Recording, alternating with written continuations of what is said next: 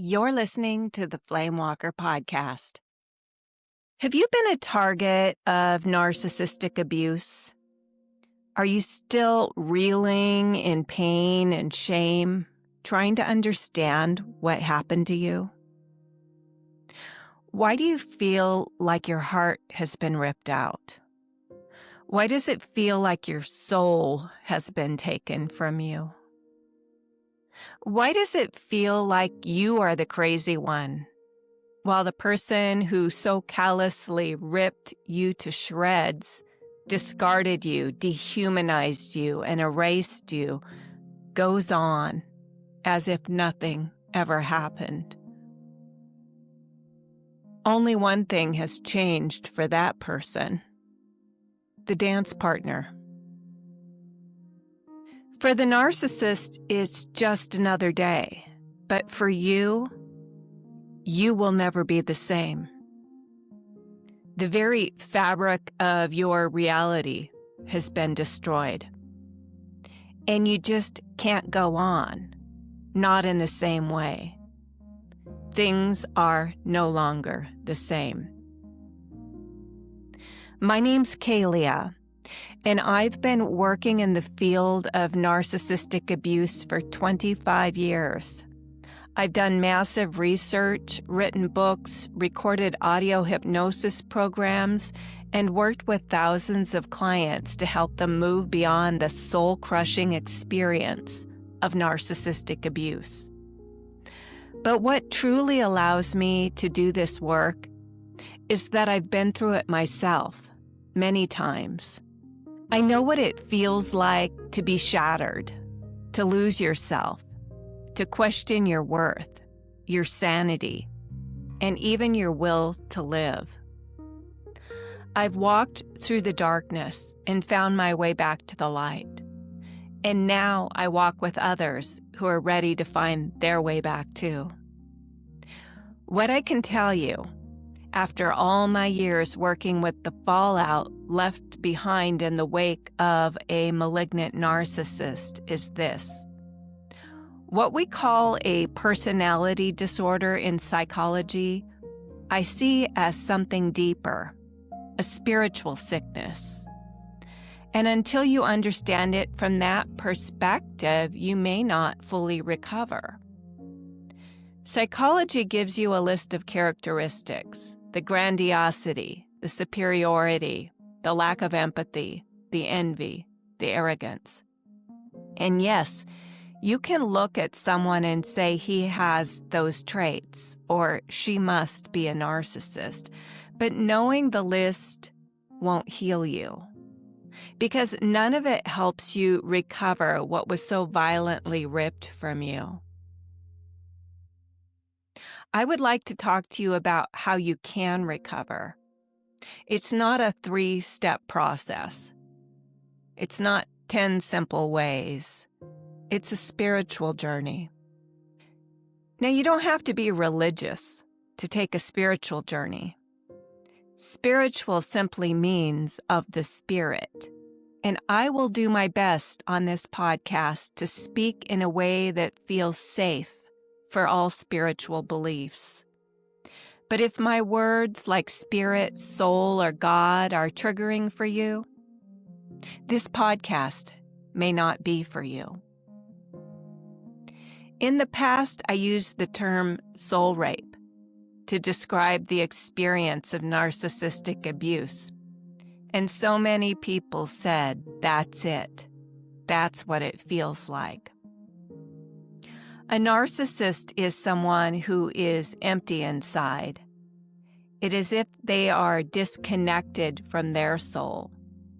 Because they are disconnected from their soul, they have no true connection to God, to spirit, to the universe, or to other people.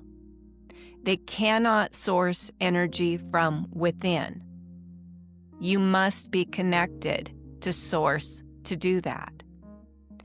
Since they cannot source energy from within, they are dependent on finding external sources of energy.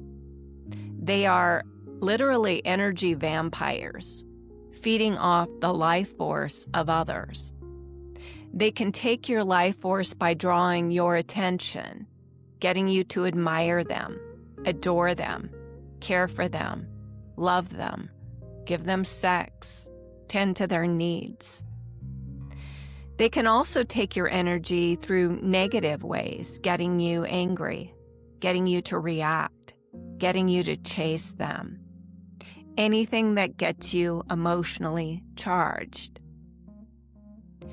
Most of us who get involved with an energy vampire are living under the illusion that this is a two-way street, that the relationship is based on give and take. And it is. You give, and they take, and they take, and they take. There typically comes a point when you've given all you have to give. You are exhausted. You are depleted. You think it's time for them to step up to the plate and do something for me. But this is usually when they exit the scene. Or if it's a romantic relationship, they may find another source and begin an affair behind your back. Because of the soulless nature of the narcissistic energy vampire, there's no real bond that is formed. Their attachment to you is parasitic. It's only to extract your energy. Now, when I use the word soulless, I don't mean they were born without a soul. I mean they're cut off from their soul, from their humanity, their conscience, their capacity to love. It's as if their soul has gone dormant, buried so deep beneath the shame and false pride that they no longer remember who they truly are. And when you're cut off from your soul, you can't feel love. You can only imitate it. You can only feed on it in others. And this is what makes narcissists seem so cold, so mechanical, so empty. And this is why so many of us describe them as soulless. Because that is exactly how it feels. Like standing in front of someone with human eyes, but there's no light in them. Narcissistic energy vampires don't know that they're energy vampires. They have a strong need not just to seem normal, but to appear exceptional, extraordinary, superior. Like most people, they put far more emphasis on how things appear to be rather than how they truly are. The appearance is the facade, the mask that they wear. But beneath the mask is the emptiness, the nothingness, the absence of their own connection to God, to the universe, and to their own humanity. In psychology, we learn the true self is deeply buried. They cut off from it long ago, when it became too painful to bear the shame and feelings of inadequacy that they felt. Although they sometimes get glimpses of the emptiness within, they aren't truly aware of it, because it's filled with the false self, the grandiosity, superiority, entitlement, in a sense of being chosen or special. And this split between what they unconsciously sense and what they consciously deny is the very engine of what we call narcissistic personality disorder. So why is it that after being intimately entangled with a narcissist, you are the one who ends up feeling empty, while they seem to go on completely unaffected? Because you bought into the illusion that you were in a real relationship. And to keep that illusion alive, you slowly gave up pieces of yourself. You unconsciously absorbed their deeper inner reality of emptiness and nothingness, while they used your energy to prop up their false self. You, as an empath, walk away hollow, drained, and shattered, while they appear energized, unaffected, even triumphant. The reversal is one of the clearest signs that what was happening was not mutual love, but energetic extraction. So, how do you heal from this? Well, first of all, you have to unbrainwash yourself. Accept that the love you thought you had was an illusion, and that this illusion has crumbled. There will be a part of you that resists this truth. It will cling to denial. It will tell you the love was real, that you were important, you mattered, and they will miss having you in their life. But that is your egoic part. And until you face the truth, you will stay stuck in this stage. So the second thing that you need to do after you realize the truth, after you accept the crumbling of the illusion, is you need to close the door. Go no contact, or very low contact if this is a family member or if you have children with them. You must begin protecting your energy now. Remember, you're dealing with an energy vampire. Their new source may not yet be stable. They may try to come back for an infusion. Do not mistake this for romance or love. If you do, you're going to be sucked back in and drained again. Stop feeding the energy vampire with your attention, positive or negative. Give them nothing.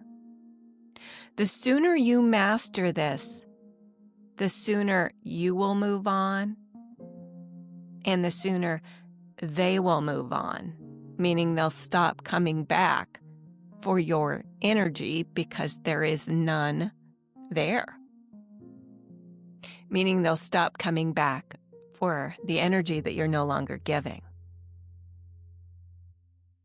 Now, the third thing you need to do to heal is focus 100% of your attention and energy on filling your cup, getting your energy back, restoring your soul. Do not seek validation from people still trapped in the narcissist's web. You cannot convince them of your truth. They are seeing the performance, the mask, the charm. You cannot compete with that. Don't waste your energy trying. These soulless people will often go after your friends, your family, and social groups. Not necessarily to hurt you like you might think, even though it feels this way. Their motivation is to control the narrative, to make sure everyone sees them in a positive light. If that means making you out to be the crazy one, they will do it. They need to be seen as the good one, the healthy one, the stable one. By the time the relationship unravels, you've already held up a mirror they can't bear to look into. So they shatter that mirror. They must convince everyone around you that they are good. And in many ways, their life depends on that. They're so fragile underneath it all. If you spend your time trying to do damage control, you will only deplete yourself more. Your true friends, the ones who genuinely know you and care about you, will align with you. Let the rest go. And believe me, I've had to let go of entire social groups. I've had to let go of almost everyone in my life because of this dynamic. And I'm better for it. So your job is to focus back on you. Eat nourishing food, get rest, do yoga, meditate, pray, do spiritual work. Love the wounded parts of yourself. Love your inner child. And most of all, get support where you can. Find someone who truly understands, or join a group focused on healing, not on analyzing the narcissist. The thing about you as someone with empathy, with a heart, with a soul, is that you can source energy from within. You are connected to God, to spirit, to the universe, and to others, even if you don't feel it right now. You can walk the soul path and revitalize your spirit. You can place strong energetic boundaries around you so no one takes from you again. You will have to walk through the trauma of your illusion collapsing. This is PTSD. And there are symptoms such as rumination and obsession that make recovery painful in the beginning. But when you find yourself obsessing, bring your energy back to you, bring your attention back to you. Ask yourself how you are feeling. Ask yourself what you need. It's okay to be angry. Of course you're angry. It may feel like you've experienced evil in the most sinister way. You've experienced dehumanization, the absence of care, of empathy, of love. It pulled you into darkness. And this is why spiritual practice is your way back to wholeness. The dark night of the soul is about that deep dive within yourself to reclaim your soul, to reclaim who you really are underneath the illusion. The illusion has collapsed, which is what spiraled you into that dark night of the soul. But the gift is in that darkness. You did nothing wrong by loving.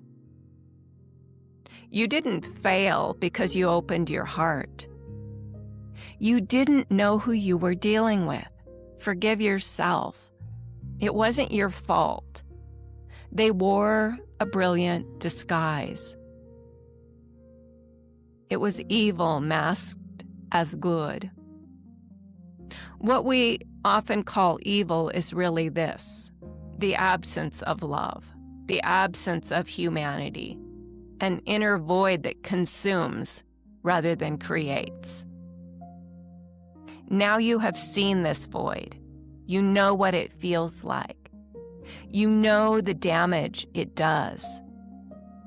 So let this make you stronger, brighter, more loving, and more aware, so that next time you trust the signs. You trust that inner whisper, something isn't right. The greatest thing any of us can do in the face of darkness is to rise up and shine our light so brightly that our collective light exposes the shadows of humanity. I invite you to join the light tribe. We rise not by fighting the darkness, but by embodying the light. If you're ready to rise with me, please subscribe to this podcast, and let's walk this path, the Flame Walker path, together. Thank you for listening, and I will see you in the next podcast.